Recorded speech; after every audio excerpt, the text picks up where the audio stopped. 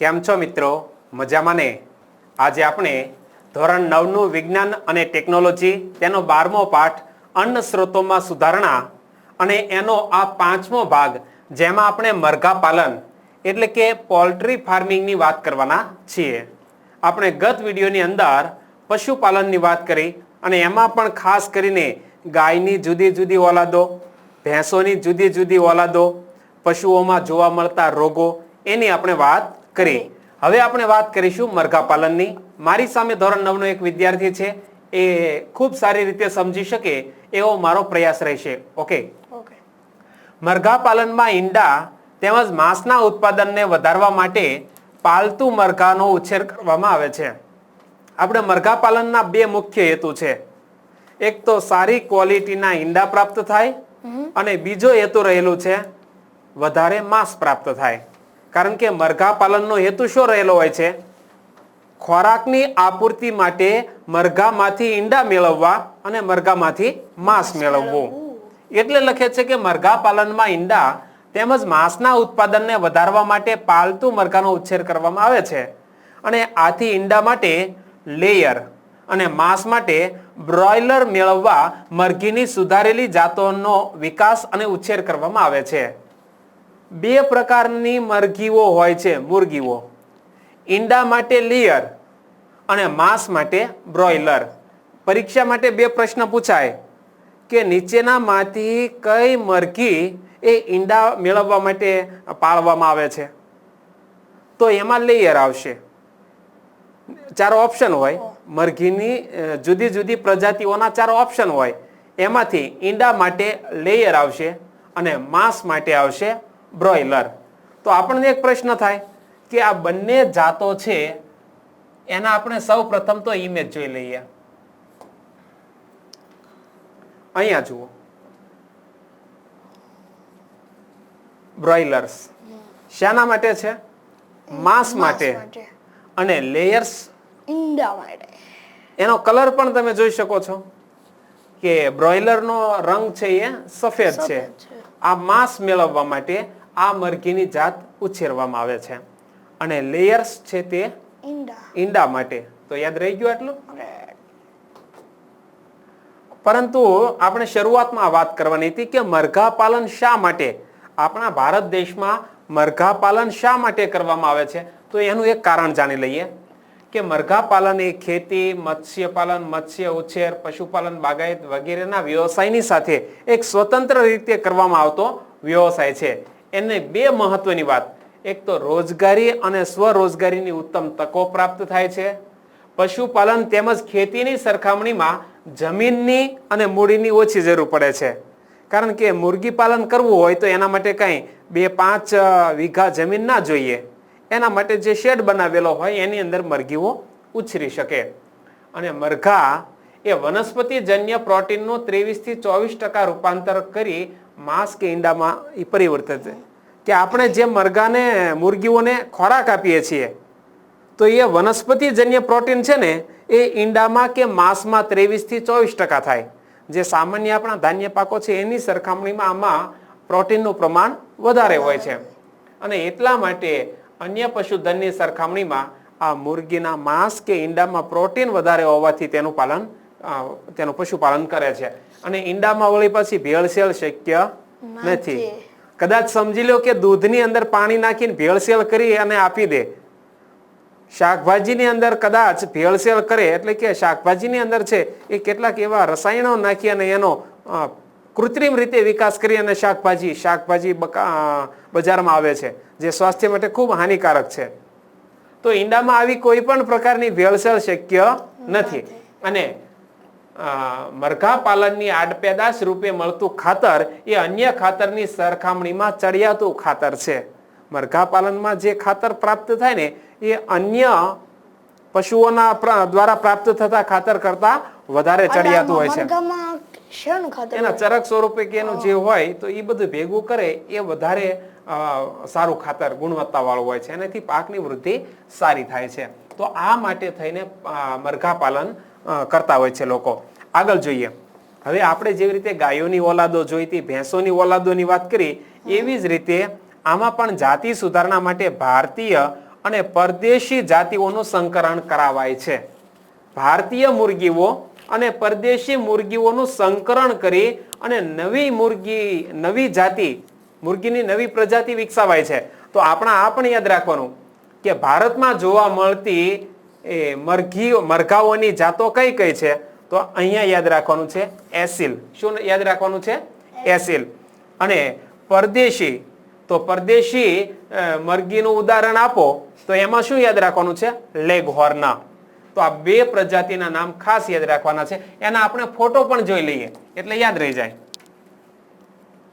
જો અહીંયા આ એસિલ છે, આપણા ભારતમાં જોવા મળતી મરઘાની પ્રજાતિ. એસિલ ક્યાં જોવા મળે છે? ભારતમાં. અને ભારતમાં લેગહોર્ન પણ જોવા મળે છે. એ આપણે જેવી રીતે જર્સી ગાય વિદેશમાંથી આવેલી છે ને, બ્રાઉન સ્વિસ વિદેશમાંથી આવેલી ગાય છે, એવી જ રીતે આ લેગહોર્ન એ પણ વિદેશી મુર્ગી છે, પણ ભારતમાં પાળવામાં આવે છે. આ કલરના આધારે પણ યાદ રહી જશે. એમાં તમે જુઓ કે આ લેગહોર્ન છે, એક મોટી મુર્ગી છે, એક નાની મુર્ગી છે. તો આને એવા પ્રકારનો ખોરાક આપવામાં આવે કે જેનાથી તે નાના કદની મુર્ગીઓ પણ બને હો.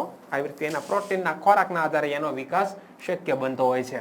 તો ખાસ કરીને જે માંસ આપનારી મુર્ગીઓ છે ને, તો એને પ્રોટીન યુક્ત એવો ખોરાક આપો કે જેથી એના શરીરનો વિકાસ ઝડપથી થાય અને માંસ સ્વરૂપે મુર્ગીઓ ઉપયોગ કરાતો હોય છે. તો જુઓ, જાતિ સુધારણા માટે ભારતીય અને પરદેશી જાતિઓનું સંકરણ કરાવાય છે.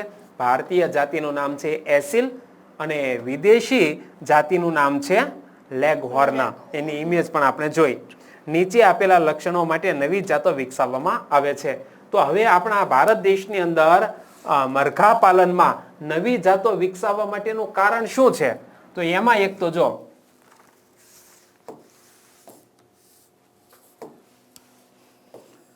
મરઘાના બચ્ચાની સંખ્યા અને ગુણવત્તા. સમજી લો કે આપણે માંસના ઉત્પાદન માટે કોઈ મરઘા પાલન કરવામાં આવે છે, તો મરઘા પાલનમાં માંસ વધારે પ્રાપ્ત કરવું હોય તો વધારે બચ્ચા હોવા પડે. તો એ મરઘાના બચ્ચાની સંખ્યા જો વધારે મળે તો માંસ વધારે થવાનું. અને એની ગુણવત્તા, તો એક તો મરઘાના બચ્ચા અને એની ગુણવત્તા. પછી આગળ વજનમાં વધારે. બીજું, ગુણવત્તામાં વજન વધારે એટલું જ પૂરતું નથી હો, એમાં પ્રોટીનનું પ્રમાણ પણ વધારે હોવું જોઈએ. નાના કદના બ્રોઇલર માતા પિતા દ્વારા તેમના બચ્ચાઓનું વ્યાવસાયિક ઉત્પાદન હેતુ. નાના કદના બ્રોઇલર એટલે શું? બ્રોઇલર એ શું છે? માંસ મેળવવા માટે ઉછેરવામાં આવતા મરઘા છે. આપણે હમણાં જોયું હતું ને, બે શબ્દ આવ્યા હતા. લેયર છે એ ઈંડા માટે છે અને બ્રોઇલર છે એ માંસ માટે છે. તો નાના કદના જે બ્રોઇલર એટલે કે નાના કદના જે મરઘા છે બ્રોઇલર, એસિલ તો ભારતની જાતિ છે, એમાં ઉલ્લેખ નથી. એસિલ ભારતની છે અને બ્રોઇલર એ વિદેશી છે. ના, આપણે ફરીથી જોઈ લઈએ, કન્ફ્યુઝ કરી નાખ્યો યાર. જો અહીંયા લખ્યા છે ઈંડા માટે લેયર, હું સાચું જ છું, અને બ્રોઇલર છે એ માંસ માટે છે. એસિલ છે એ ભારતની મુર્ગી છે અને લેગહોર્ન છે એ વિદેશી મુર્ગી છે ને, એ બેનું સંકરણ કરીને કદાચ નવી મરઘાની જાતિ વિકસાવી શકાય. એટલે આ તો નામ છે. ઈંડા માટે લેયર, માંસ માટે બ્રોઇલર. એસિલ ભારતની અને લેગહોર્ન વિદેશી. આગળ, નાના કદના બ્રોઇલર માતા પિતા દ્વારા તેમના બચ્ચાઓનું વ્યાવસાયિક ઉત્પાદન હેતુ, વ્યાવસાયિક રીતે માંસનું ઉત્પાદન થાય એ માટે નાના કદના બ્રોઇલર એ એમના માતા પિતા સાથે ઉછેર કરાવવામાં આવે છે. અને ઉનાળામાં અનુકૂલન ક્ષમતા, જો ઉનાળાની અંદર એની અનુકૂલન ક્ષમતા વ્યવસ્થિત હોવી પડે. અનુકૂળ તાપમાન હોવું જોઈએ. ખૂબ ઊંચું તાપમાન સહન કરવાની ક્ષમતા બ્રોઇલરમાં હોય છે. વધારે તડકો હોય તો એ પણ સહન કરી લે છે. એવા પ્રકારની જાતો વિકસાવવી જોઈએ. આ મહત્વની વાત આપણે એ છે કે આપણે બીજની સુધારણાની વાત કરી હતી કે કૃષિ યુનિવર્સિટી દ્વારા કેવા પ્રકારના બીજ વિકસાવવા જોઈએ, સમજાણું? તો એવી જ રીતે આપણા ભારતની અંદર કેવા પ્રકારના મરઘા ઉછેર કરવો જોઈએ. એક તો ઊંચું તાપમાન સહન કરવાની એમાં ક્ષમતા હોય. નાના કદના બ્રોઇલર એ માતા પિતા સાથે રહીને ઉછેર થઈ જતો હોય. મોટા કદના બ્રોઇલર હોય ને એની સાથે ઉછેર. સાર સંભાળમાં ઓછા ખર્ચની જરૂરિયાત હોવી પડે. ઓછા ખર્ચે એ બ્રોઇલરનો વિકાસ થવો જોઈએ. બ્રોઇલર એટલે માંસ માટેના મરઘા, એની એક જાતિ છે. ખેતી માટે ઉપયોગી ઉત્પાદનની આડ પેદાશ કે ઉપપેદાશ તરીકે પ્રાપ્ત થતા સસ્તા રેસામય આહારનો ઉપયોગથી ઈંડા મૂકનારા પક્ષીનું કદ ઘટે છે. જે આપણે ખેતી કરીએ છીએ તો ખેતીમાં આડ પેદાશ તરીકે એવો કેટલોક ચારો પ્રાપ્ત થવાનો છે, એ ચારો વળી પાછા આ મરઘા ખાશે. તો એ મરઘા ખાય તો એ ખેતી વાળો આહાર ખાય એટલે રેસામય આહાર જો એ લે ને તો એના ઈંડા મૂકનારા પક્ષીઓનું કદ કેવું થઈ જાય છે? ઘટી જાય છે. એટલે પોષણની ઓછી જરૂર પડે. હા, ઓછી પોષણની જરૂર પડે અને ઈંડા તરત આપે. તો અહીંયા બે પ્રકારની આપણે ભારતમાં જોવા મળતી એ મરઘા એ એસિલ છે અને લેગહોર્ન છે એ વિદેશમાં જોવા મળતા મરઘા પાલન છે. પરંતુ આપણા ભારત દેશમાં પણ તેનું પાલન કરવામાં આવે છે. હવે એક પ્રશ્ન આવે છે, નીચે આપેલ વિધાનના સૂચિતાર્થની ચર્ચા કરો. એ નોંધવું રસપ્રદ છે કે ભારતમાં મરઘા ઓછા રેસાના ખાદ્ય પદાર્થ જે માનવ ખાદ્ય પદાર્થ તરીકે અયોગ્ય છે એને ઊંચી પોષકતા વાળા પ્રોટીન આહારમાં પરિવર્તિત કરવા માટે સૌથી વધારે સક્ષમ છે. આપણા ભારત દેશની અંદર કેટલાક એવા રેસાયુક્ત આહાર છે એ માણસ પોતાના ખોરાકમાં ઉપયોગ કરી શકતો નથી, પણ ઊંચી પોષકતા વાળા પ્રોટીન આહારમાં પરિવર્તિત કરવામાં તે સક્ષમ છે. એટલે માણસ ન લઈ શકે પણ મરઘાને આપી શકાય અને એની ગુણવત્તા પણ ઊંચી હોય છે. હવે આપણે જોઈએ ઈંડા અને બ્રોઇલરનું ઉત્પાદન. તો બ્રોઇલરના બચ્ચાઓના સારા વૃદ્ધિ દર અને સારા આહાર દક્ષતા માટે વિટામિનથી ભરપૂર આહાર આપવામાં આવે છે. જો બ્રોઇલર એટલે એમાં શું મેળવવાનું છે? માંસ. માંસની અંદર વધારે પ્રમાણમાં પ્રોટીન હોવાનું. કોઈ પણ વસ્તુ આપણે જોઈ લો, એક્ઝામ્પલ તરીકે કોઈ તમે બીજ વાવ્યું, છોડ થયો, એ છોડની વધારે વૃદ્ધિ ઝડપથી થાય એ માટે તમે સેન્દ્રિય ખાતર આપો કે રાસાયણિક ખાતર આપો, વૃદ્ધિ ઝડપથી થાય છે. કોઈ પણ બીજનો વિકાસ ઝડપથી કરવો હોય તો એને પોષક તત્વો પ્રાપ્ત થવા જોઈએ. એવી જ રીતે બ્રોઇલરનો જો વિકાસ કરવો હોય તો એને ઝડપથી વધારે ભરપૂર માત્રામાં વિટામિન યુક્ત ખોરાક આપવો જોઈએ. તો એનો વિકાસ ઝડપથી થશે, જેટલો ઝડપથી વિકાસ થશે તો એ બ્રોઇલરમાં માંસ પણ વધારે બનવાનું છે. તો તેઓનો મૃત્યુદર ઓછો રાખવા અને પાંખો અને માંસની ગુણવત્તા જાળવી રાખવા માટેની સાવચેતી રાખવી પડે છે. એની પાંખો સારી રહેવી પડે, રોગ ન આવવો પડે. અને મિત્રો આપણે ઘણી બધી વખત જોયું હોય છે કે મરઘા પાલનની અંદર ક્યારેક એવો પ્રકારનો રોગ આવતો હોય છે કે જેનાથી પુષ્કળ પ્રમાણમાં મરઘા છે મૃત્યુ પામતા હોય છે. જેમ કે આપણે લંપી વાયરસથી ગાયોની મૃત્યુની વાત કરી હતી, તો મરઘા પાલનની અંદર કયા પ્રકારનો એવો વાયરસ આવે છે કે જેના કારણે પુષ્કળ પ્રમાણમાં મરઘા મૃત્યુ પામે છે, એનો જવાબ તમારે નીચે કમેન્ટ બોક્સમાં લખવાનો છે. તેઓનો મૃત્યુદર ઓછો રાખવા અને પાંખો અને માંસની ગુણવત્તા જાળવી રાખવા માટેની સાવચેતી રાખવી પડે છે. તેઓને બ્રોઇલરના રૂપમાં ઉત્પાદન કરવામાં આવે છે અને માંસના પ્રયોજનથી આ વેચવામાં આવે છે. બ્રોઇલરનું ઉત્પાદન કરવામાં આવે અને એને વેચી દેવામાં આવે છે. વેચવાનો મુખ્ય હેતુ શું છે? માંસનું ઉત્પાદન કરવા માટે, એટલે માંસના પ્રયોજનથી તેને વેચવામાં આવે છે. અને મરઘા પાલનમાં સારું ઉત્પાદન મેળવવા માટે સારી પ્રબંધન પ્રણાલીઓ ખૂબ જ જરૂરી છે. હવે માંસના ઉત્પાદન માટે મરઘા માટે એ ચોક્કસ પ્રકારના શેડ પણ બનાવવામાં આવતા હોય છે. અહીંયા આપણે પોલ્ટ્રી એડવર્ટાઇઝ ઓકે, જો અહીંયા શું લખેલું છે? મરઘા પાલનમાં ઓછા રોકાણથી થાય છે સારી કમાણી. એનો એક આર્ટિકલ આવેલો છે ન્યૂઝમાં કે પોલ્ટ્રી ઉદ્યોગની અંદર, પોલ્ટ્રી ફાર્મિંગની અંદર કેવી રીતે મરઘાઓ ઉછેરવામાં આવે છે. તો એના માટે તમે જોવો છો એક સરસ મજાનો શેડ બનાવેલો છે. દરેક મુરગી માટે એક પાંજરા ટાઈપનું છે, એની અંદર મુરગીઓ છે. આ લાલ રંગમાં જુઓ, લેગહોર્ન છે ને, તો આ લેગહોર્ન છે ઈંડા માટે છે. લેગહોર્ન આપણા ભારત દેશમાં વિદેશમાંથી લાવવામાં આવેલી મુરગીઓ છે. તો આ લેગહોર્ન પ્રકારની, આ તને ખબર પડી ગઈ તે ઇમેજ જોઈને, એટલે કે એસિલ કઈ છે અને લેગહોર્ન કઈ છે, બરોબર. જો આજના સમયે લોકો નોકરી છોડી ખેતી તરફ વળ્યા છે, કારણ કે વર્તમાનમાં એક વ્યવસાય તરીકે કૃષિ અપનાવી તેમાંથી ઘણા લોકો નફો મેળવી રહ્યા છે. અને તેવી જ રીતે કૃષિની સાથે પશુપાલન પણ આજના સમયમાં એક સારો વિકલ્પ છે. તો આ પશુપાલનની વ્યાખ્યામાં જ આવે છે કે પશુપાલન એટલે માત્ર દૂધાળા પશુઓને જ પાળવા એવું નહીં, પરંતુ એની સાથે સાથે મુર્ગી પાલન અને મત્સ્ય પાલન પણ આવી જાય. તો જુઓ, મરઘા પાલનમાં સારું ઉત્પાદન મેળવવા માટે સારી પ્રબંધન પ્રણાલીઓ ખૂબ જ જરૂરી છે. આમાં તાપમાનની જાળવણી અને નિવાસ તથા આહારમાં આરોગ્યપ્રદ સ્થિતિ ઉપરાંત રોગો અને જંતુઓનું નિવારણ તથા નિયંત્રણનો સમાવેશ થાય છે. આમાં પણ આટલું બધું, એમાં કયો રોગ આવે છે, એનું નિયંત્રણ કઈ રીતે કરી શકાય છે, કયા તાપમાનમાં તે જીવી શકે છે, એના માટે પ્રબંધન પ્રણાલી, એટલે હમણાં આપણે આખો શેડ જોયો એ પ્રમાણે મરઘા પાલન માટે શેડ બનાવવો જરૂરી છે. બ્રોઇલરનું નિવાસ, એને આપવામાં આવતો આહાર અને પર્યાવરણીય જરૂરિયાતો ઈંડા આપવા વાળી મરઘીઓથી કેટલાક અંશે અલગ હોય છે.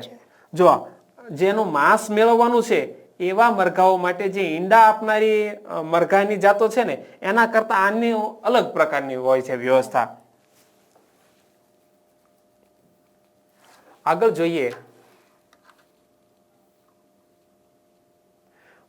બ્રોઇલરનું રાશન. એટલે બ્રોઇલરનું રાશન એટલે શું? એને દૈનિક જરૂરિયાત મુજબ જે આહાર આપવામાં આવે ને એનું રાશન કહેવાય. તો બ્રોઇલરનું રાશન પ્રોટીન સમૃદ્ધ અને પર્યાપ્ત ચરબી ધરાવે છે. એને કેવા પ્રકારનો ખોરાક આપવો જોઈએ? પ્રોટીન યુક્ત અને ચરબી યુક્ત ખોરાક આપવો જોઈએ. મરઘાના આહારમાં વિટામિન એ અને વિટામિન કે ની માત્રા પણ વધારે હોય છે. આપણે મરઘાને જે ખોરાક આપવાનો છે તો કયા વિટામિન યુક્ત ખોરાક આપવો જોઈએ? વિટામિન એ અને વિટામિન કે.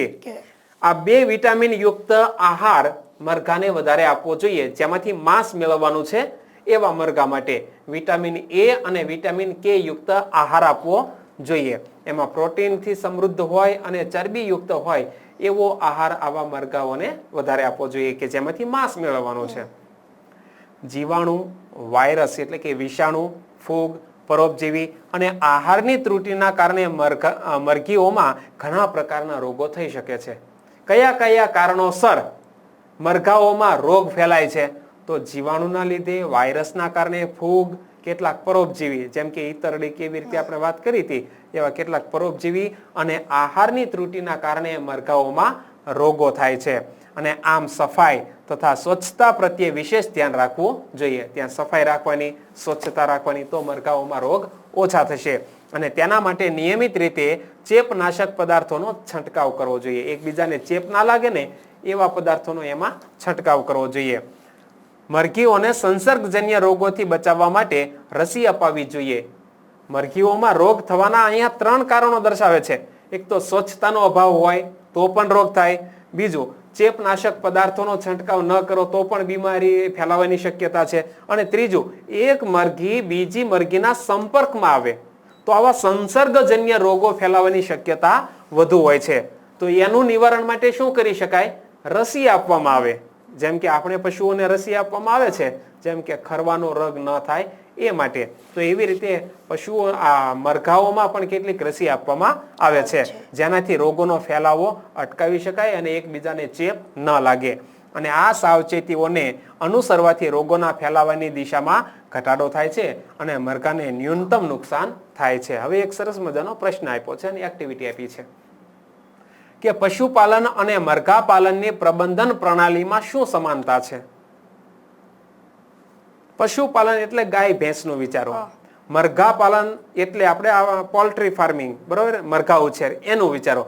તો એ બંને માટે શું આવશ્યક છે? બંનેમાં સ્વચ્છતા ખાસ જરૂરી છે. બંને માટેના નિવાસ સ્થાન હોવા પડે. જેમ કે ઓલામાં તમે ગમાણ બનાવો, ધાબા વાળો શેડ બનાવો, એની અંદર નીચે પાણી ના ભરાય રહે એ માટે થઈને તમે ઢાળવાળી જમીન રાખો છો. તો મરઘા પાલનની અંદર પણ સ્વચ્છતા જળવાવી પડે અને એનો જે શેડ બનાવો છો તો એ આકૃતિમાં જોયું એટલે બંનેમાં ચોક્કસ એના નિવાસ સ્થાનો હોવા જરૂરી છે. આપણે શું સમાનતા છે એ જોવાનું છે. બંનેમાં વાયરસ કે કોઈ ચેપ લાગુ પડવાથી કોઈ બીમારી આવી શકે છે.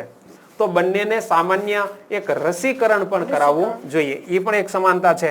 તો મરઘા પાલન અને પશુપાલન એ બંનેના મેનેજમેન્ટ સિસ્ટમની અંદર શું સમાનતા છે એ આપણે જોવાનું છે. પ્રબંધન માટે કહેવાય છે મેનેજમેન્ટ, બરોબર. તો એના બંનેનું શું, બંનેને કેવા પ્રકારનો આહાર આપવો જોઈએ. જેમ કે દુધાળા પશુ છે તો એને આપણે ચરબીયુક્ત ખોરાક આપીએ છીએ, તો એવી જ રીતે આ મરઘા ઉછેરની અંદર પણ આપણે પ્રોટીનયુક્ત અને ચરબીયુક્ત ખોરાક આપવો જોઈએ. પછી આગળ આવે છે કે બ્રોઇલર અને લેયર મરઘીઓમાં અને તેમના પ્રબંધનમાં રહેલા ભેદ સ્પષ્ટ કરો. તો આમાં તફાવત લખવાનો છે. એક મિનિટ પહેલા તો તફાવત લખવા માટેની ટેકનિક તો ખબર છે ને, કે પેજ છે અને બે ભાગમાં ડિવાઈડ કરી નાખવાનું સરખે સરખા. એક બાજુ લખવાનું લેયર અને બીજી બાજુ લખવાનું બ્રોઇલર. તો લેયર મરઘીનો ઉછેર ઈંડા ઉત્પાદન માટે થાય છે. બ્રોઇલર મરઘીનો ઉછેર માંસ ઉત્પાદન માટે થાય છે. પછી લેયર મરઘીઓ માટેનું નિવાસસ્થાન અલગ પ્રકારનું હોય છે અને બ્રોઇલર મરઘીઓ માટેનું નિવાસસ્થાન અલગ હોય છે. પણ એનું આપણે વર્ણન લખવું પડે, અલગ હોય છે એમ તફાવત ન થયો કહેવાય. બંનેના નિવાસસ્થાનમાં તફાવત હોય છે. પછી બ્રોઇલર માટે કેવો ખોરાક આપવો જોઈએ એ લખવું પડે. લેયર માટે કયો ખોરાક આપવો જોઈએ એ લખવું પડે. બ્રોઇલરમાં કેવા પ્રકારના રોગો જોવા મળે છે એ લખવાનું અને લેયરમાં કયા પ્રકારના રોગો જોવા મળે છે એ લખવાનું. એવી રીતે આપણે આનો તફાવત સ્પષ્ટ કરવો જોઈએ. ત્યાર પછી પ્રવૃત્તિ એક્ટિવિટી આપી છે કે સ્થાનિક મરઘા પાલન કેન્દ્રમાં જાઓ. ઓલામાં આવ્યું હતું ને કે એની અંદર તમારે તબેલાની મુલાકાત લેવાની હતી. હવે આમાં એમ કીધું છે કે સ્થાનિક મરઘા પાલન કેન્દ્રમાં જાઓ, ત્યાં વિવિધ પ્રકારની જાતોનું તમારે અવલોકન કરવાનું છે. તેઓને આપવામાં આવતો આહાર કયો છે, એમનું નિવાસસ્થાન કેવું છે, એમાં પ્રકાશની સુવિધાની ગોઠવણી કેવી છે એની તમારે નોંધ કરવાની છે. અને ગ્રોઅર એટલે કે વૃદ્ધિ પામતા મરઘા જે નાના નાના બચ્ચા છે એ કેવી રીતે વૃદ્ધિ પામે છે. લેયર અને બ્રોઇલરને પણ તમારે ઓળખવાના છે. તો હવે તો ઓળખી જા કે લેયર અને બ્રોઇલર કેવા પ્રકારના હોય છે. એક વખત વળી ઇમેજ જોઈ લઈએ. લેયર અને બ્રોઇલર ઈંડા માટે, માંસ માટે, બરોબર. તો અહીંયા આપણો આ જે ટોપિક છે ઉપર જો ને મરઘા પાલન. તફાવત હતો તે ઇમેજમાં આગળ જો ઇંગ્લિશમાં છે બ્રોઇલર અને લેયર્સ વચ્ચેનો ડિફરન્સ શું છે, ભેદ શું છે એ. હવે આપણે મત્સ્ય ઉત્પાદન વિશે હવે પછીના વિડીયોમાં વાત કરીશું. એને અંગ્રેજીમાં કહેવામાં આવે છે ફિશ પ્રોડક્શન. બરાબર. તો અહીંયા આ વિડીયો પૂર્ણ કરીએ છીએ. આભાર.